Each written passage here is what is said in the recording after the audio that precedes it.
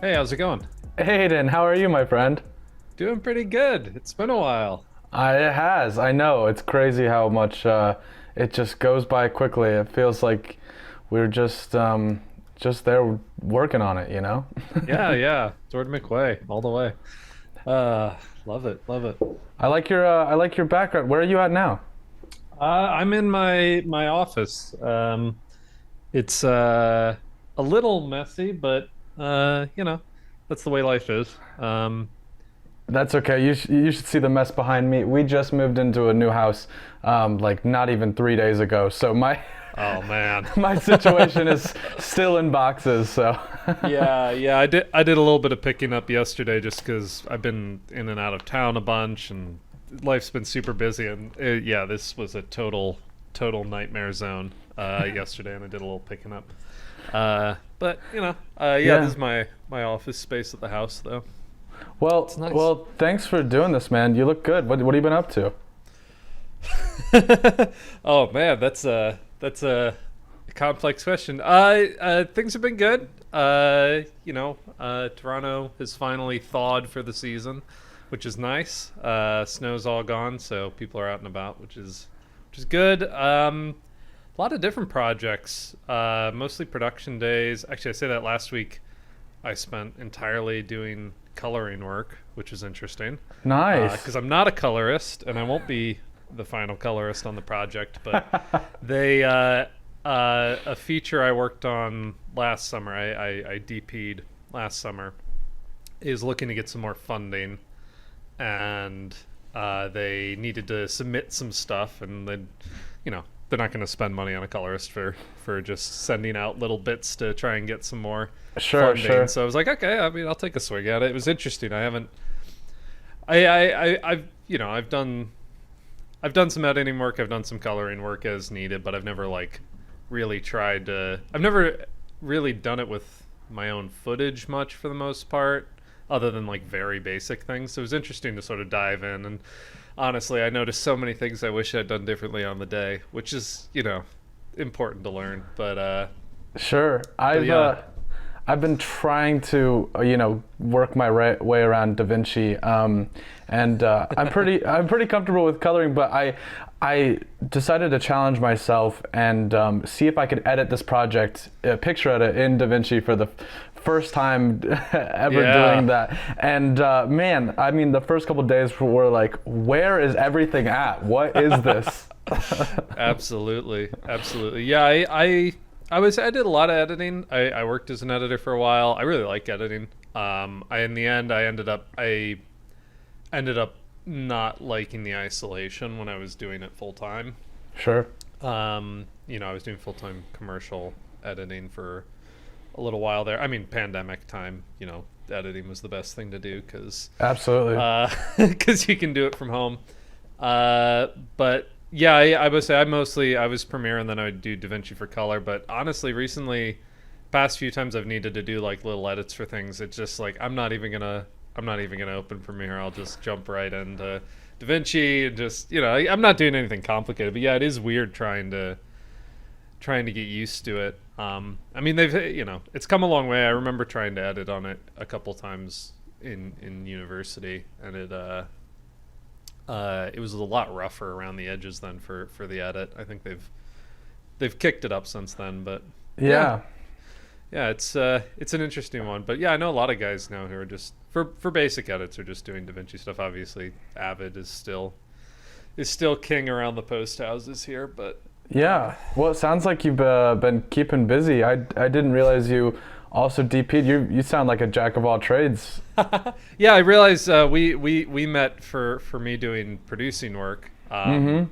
Yeah, I like working with people who have worked in lots of different roles, and I guess that maybe holds true because I have worked a lot of different roles. I started in university assuming I was going to be doing audio work. I did audio work a lot in college, uh, and then eventually shifted over and was mostly doing editing stuff. I mean, obviously, university I had to direct and shoot stuff too, but I think I thought I would be an editor coming out.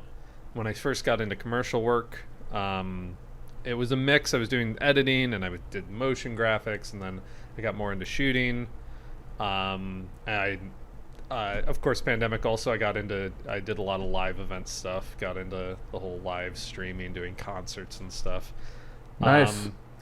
And since I've been up in Toronto, though, I've really made a conscious decision to shift over, and I'm mostly this past year have done camera and lighting work at this point for production. Not to say that there's not other things in there. I mean, when I first got up to Toronto, I didn't really know. I mean, I knew some people, but I didn't know industry people for the most part. So I took what I could get. I think my first gig was as a grip swing, and then my second, I think I was production staff on a feature, and then I jumped around a little bit just to meet people, which is a great thing to do. And I even though I'd already been to school for it and I'd already worked on some features and a lot of shorts and some music videos and stuff, it was good to get into the departments. I will also say part of that reason is just because the Canadian Toronto scene is different than the States in terms of how they go about things. It's similar, but there are differences, so that was good to learn. Yeah, that's one thing I wanted to ask you is like how the Toronto scene is. I mean, I have personally never even been there, but like, how have you found like the film community? Like, it's definitely interesting. I think there's some things I really like that I wasn't seeing stateside as much. Obviously productions change a lot, production to production, in terms of who's involved and how they're running things.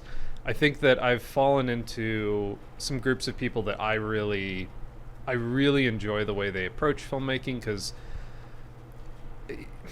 it's naturally the entire industry is filled with people trying to balance money, and there's a lot of pressure to deliver, sort of. But I feel like in Toronto, well, that's there, and the union world is the union world in Toronto is very series focused. They do a lot of features too, and MOWs and stuff, but the union world here, the biggest things are the shows, the Star Trek shows, The Boys, things like that.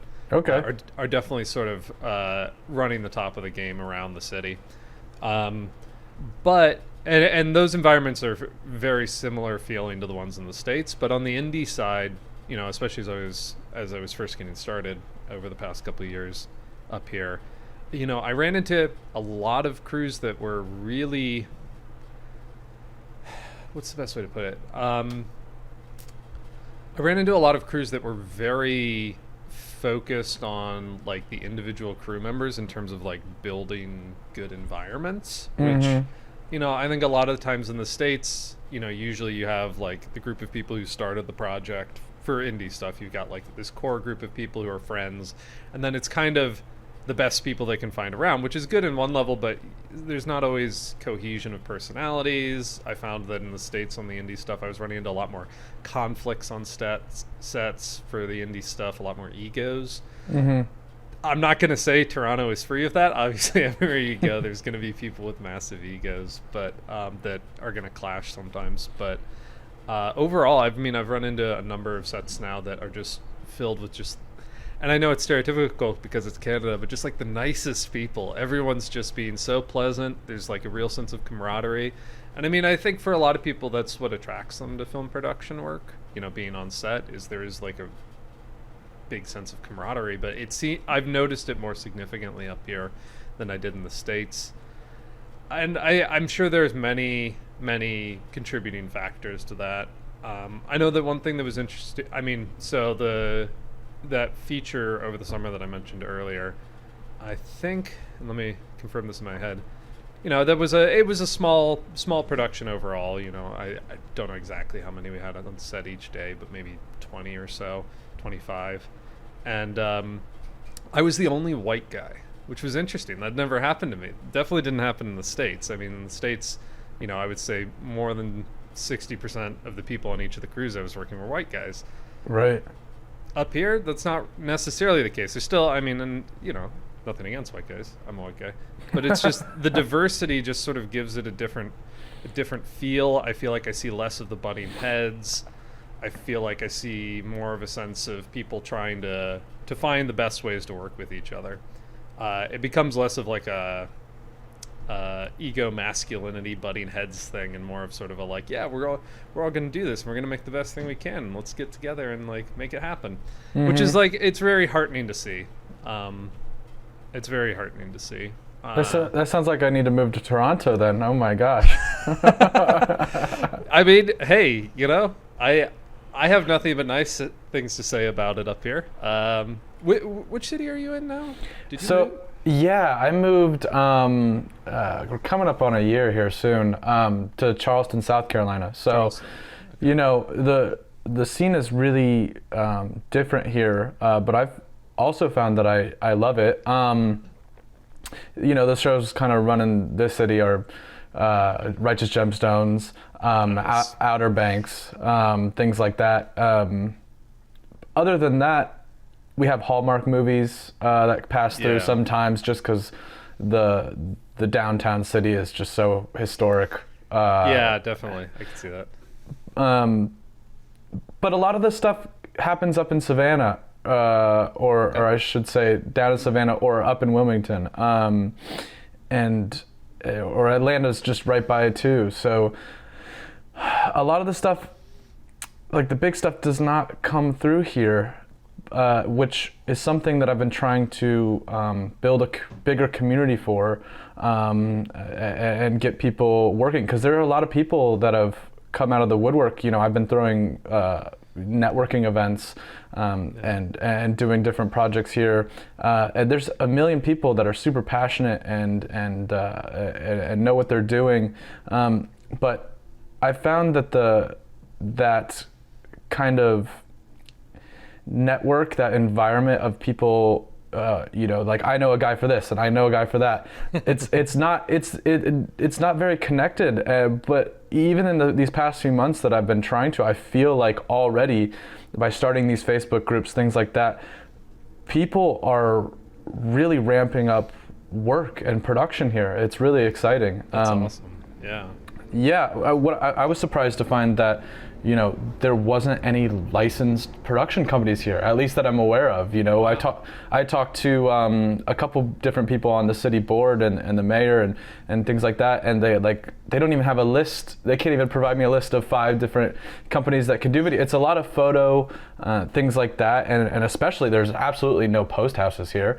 Yeah. So what I found is being here, kind of to say, like, being a bigger fish in a littler pond has been nice, because I can kind of like meet all these people and get people on projects and just get things going. And I've really found a lot of joy in bringing that to Charleston lately. That's really awesome. And yeah, I mean, yeah, it's kind of a beautiful thing. I mean, it obviously on your part, it's a huge amount of work to sort of foster a film scene, but the truth is there's a lot of, I mean, as you were saying, and it's something that I found around when I was living back in Ohio, is there's a lot of people around who are super passionate and are super talented.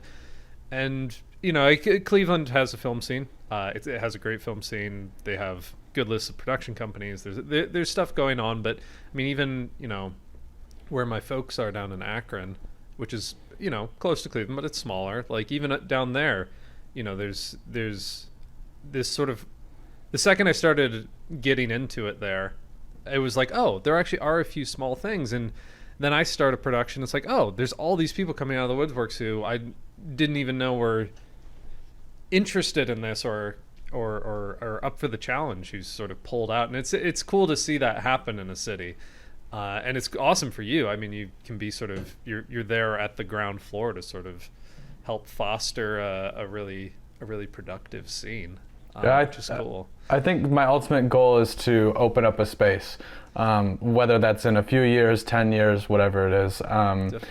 I don't think it's very doable to do it in the city. The peninsula is already overpopulated as it is, and buying anything there would just cost millions of dollars. But I think just right outside the city, there's potential to have a studio space, and if there's not another one, everybody's gonna have a need for that. So I think that's my ultimate goal by being here. So.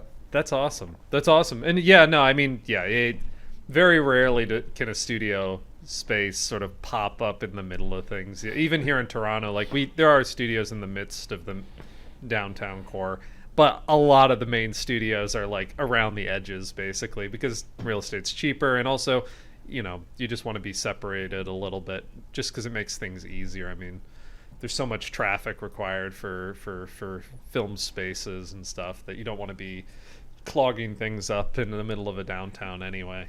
You want to be a little bit removed where you can have a little bit more room. If you come to Toronto, like and you look on a map, a lot of the main film studios, are sort of on either side, on the east and west side of downtown, and then there's a few more going out. And then even some of the surrounding cities like Hamilton, which is just the far edge of the GTA, from us to the west, like they have a ton of film studios going on out. More than I feel like every time I talk with someone, Hamilton has a new film space going. But it's great because it's close enough that people can drive from the city to it easily. You get the benefits of big city transport and places for people to stay and all, but it's far enough away that people can, really spread out, make a nice space, for the audio guys, make sure things are quieter, etc., Right. not be in the middle of downtown traffic. But yeah, no, I mean that's very cool, and I really hope that goes well. I'd love to come visit, and as you're working towards that. You're gonna have to. You're gonna have to. It's amazing here. Just the different islands and the different kind of vibes each one gives off for different types of shoots. You have more populated historic areas, or you have kind of more old cities that could pass as a Western very easily, like if you drive Nice. 20 minutes north, and yeah, it's cool. And also being right now we're 10 minutes from the beach, so you could shoot whatever All your whatever beach stuff, yeah, whatever yeah. beach city you need. I don't know why more people aren't shooting here, but Yeah. I know a big thing is tax incentives. Tax incentives are huge, yeah. Mhm. Yeah, I mean that's definitely one. Canada in general and Ontario specifically have made such efforts for their tax credits to attract the U.S. productions up. I mean, what you're saying about Charleston is how, I mean, not the same environments you guys have. Well, I mean, I guess technically we're on the lake. We have beaches, but it's not Sure. the beaches you're talking about. You can make it work. We can make it work, and people do make it work. But I think Toronto sits in a similar space in terms of part of what makes it attractive to film production is that there are so many different areas and they all look completely different. So you can get that diversity, and a production can be based in one area and get a lot of different looks. I mean, that's sort of what you're looking for as a production company, as a place to settle. Because if you're in a city that just can really only look like itself, you're kind of screwed, because not that many productions are going to want it to specifically look like that. Like you said, with like the different islands having different looks, like that's what you want. You want to be able to shoot one day on one, shoot the next day on another, to get two different setups, to get two different vibes. Yeah. For locations, and I mean that's awesome. That's what you're looking for. I'll be honest, I haven't been to Charleston. I honestly I haven't spent that much time in South Carolina in general. I have moved around a whole bunch, and I think it's my favorite city I've ever lived in. There's just so much life here, so much to do, so many really interesting people, and that we just moved out of an apartment downtown, like in the inner city, Yeah. and it was super nice being around everything. I biked everywhere. I was able to just walk to the park and just walk around and to everything that I needed. But we found, being in an apartment, not owning your property there and things like that, we decided to buy a house just a little bit outside of the city. Nice. Which That's awesome, yeah. we're far enough removed from the craziness, but we can go there in 5 minutes. Yeah, definitely. No, that's great. I mean, that's ideal. Nat and I often chat about the fact that, I mean, buying houses in Toronto is just so not an option for most people at this point. Everyone's waiting for a bubble to burst that may or may not come. Exactly. That's awesome. I'm so glad you guys can find a place. It's Sorry, I had a thought and then it just totally left my head. That's okay. That's okay. We're talking about downtown Charleston, things like that. You need to come visit. Definitely, I do need to come visit. Oh yeah, no, sorry, it's come back to you. I was gonna say, I wonder if this is true of Charleston. I know one of the things that I found appealing coming to Toronto versus going to, LA or one of the other. I don't know about Atlanta. I haven't spent enough time there, but going to LA or New York, one interesting thing to me here is that despite the fact that, Toronto's, I don't know, the downtown proper, I think, is 3 million people. The GTA, I don't know how many it is. It's a huge city, but at the same time, one, these two things sort of feed together. One is just because I love it. I don't know if you know this from any of the calls on Tour de McWay, but if my picture was off at any point during one of those calls, it's because I was walking around. And it's because I walk when I think. I'm a big walker. And Toronto's a walking city, and it's been interesting to me coming here because, well, it's a city that's massive. I walked down the street on whatever day that was, Sunday. And on that walk, I pass a grip I've worked with and this wonderful CSC DP that I know, just walking down the street. And it's one of those things where it's like, well, it is a huge city. It feels it's like huge city, but small circle in a ways. Right. Not that the film scene is small, but just like it's everywhere. And I just run into people, and the number of times like a friend of a friend will come to a meetup and we're talking, and then it turns out that we've worked with like 3 of the same people, and I didn't even know this friend was in the film industry. And it's awesome to sort of see that connection. I'd imagine, and it's not, I think LA is a tougher spot for that for a lot of people, partially because it's even more spread out, and like you're not necessarily just running into people, at least not the people you want to run into necessarily in LA on a daily basis. Whereas here it feels like the scene is so active and the people are just about, you just sort of, you talk with them. I see them. I run into people from crews all the time on the street, which is really interesting. I feel like Charleston can probably get that feeling more easily than places like New York or LA can. They're just, it's something about the spacing of people and sort of getting a film scene centered. But it's really, I honestly, it's one of those things where a number of friends in the States working film production, I'll talk to them about this and they're like, that sounds awesome. And I'm like, yeah, you guys should come up here and work. And they're like, yeah, except that's like really hard to do because you have to apply to be here as a U.S. citizen. It's like, I don't want to toot the horn up here too much, but I think that anyone from the States who has the opportunity to come up and work in the Canadian film scene really should, at least to try it out and see the differences. But yeah, well, remind me, because it's been so long since I talked to you. I know we've talked about this before, but are you originally from there? Did you you moved there like in the middle of the production that we were working on, didn't you? Yeah. So no, I'm not from Canada. I was born in Washington State originally, in a town called Walla Walla, which entertains my younger cousins to no end. That's all he cares about me, is that we talk about Walla Walla. But my parents and my girlfriend, my partner's parents, both live in Akron, Ohio. That's where we met. I went to school in Ohio as well for university. I went to Kent State. My partner, she's very talented, very smart. She does not work in the industry. I've actually tried to convince her a few times. I'm like, hey, like... so she does. She did her undergrad in history. She got a master's in history in the States, and then she got a fellowship from University of Toronto to come up and do a master's of information degree.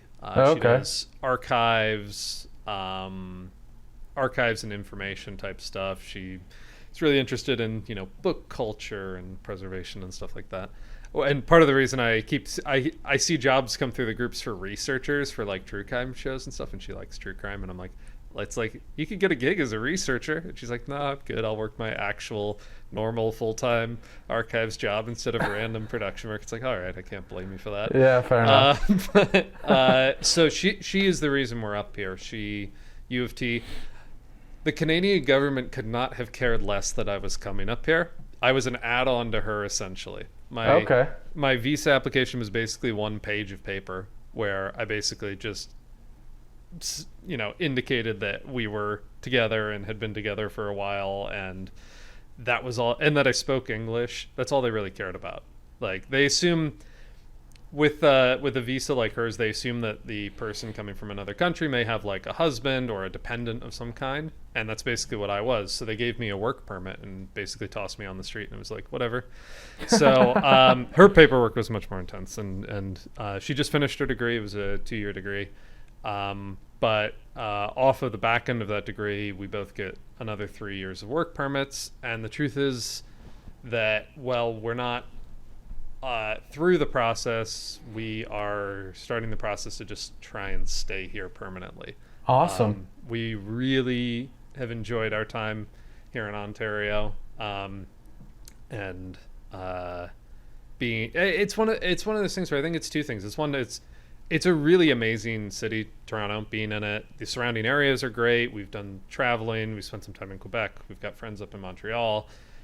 It's fantastic. And I think both of us, it's sort of well, I don't know. I think we're too young to say like, oh, we're going to be here.